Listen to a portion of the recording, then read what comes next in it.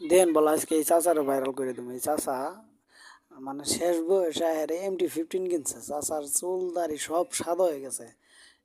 MT-15 আসলে হচ্ছে young জেনারেশনের ক্রাশ। ওমা, এই বাম সাইডতে আবার কেডা উদা হইলো, ওয়া হেলমেট ছাড়া কি কাম সারছে রে।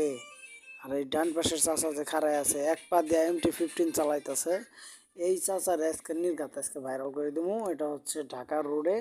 তো এটা কোন রোড আপনারা একটু বলবেন, রাস্তা দেখে চিনলে অবশ্যই বলবেন। আর চাচারে আপনাদেরকে একটু সামনেতে দেখাইতে পারতেছি না, চাচা কিন্তু কিছুক্ষণ পরে হঠাৎ করে বাইকের উপরে এক পা নামিয়ে দিয়ে দাঁড়িয়ে থাকে, ঠিক আছে। চাচা বাইকের উপরে এক পা দাঁড়িয়ে নামাইয়া দাঁড়ায় থাকে। ওয়াহ, চাচা কি করছে, দেখ দেখ দেখ দেখ, চাচাই টানে কি টানে না। চাচা নতুন একটা MT-15 কিনছে, মানে কেবল হয়তো নতুন। চাচা আসলে একটু নতুন টাইপেরই আছে, যার কারণে একটু ভয়ে ভয়ে চালাইতেছে। তো যাই হোক, চাচা আমার সামনে দিয়ে একটু ত্রিং বিরিং করতেছে। চাচার আমি ওভারটেক করে ফেলবো, নইলে চাচা কোন সামনে আবার আমারে মাইরা দিয়ে আবার আমার দোষ দেয়। ও না, চাচা ডাইনে চলে গেল MT-15। তো এই যে দেখেন, আরেক ভাই কিন্তু একবারে পুরো পা লাগাই এই রানিংয়ের উপরে আছে।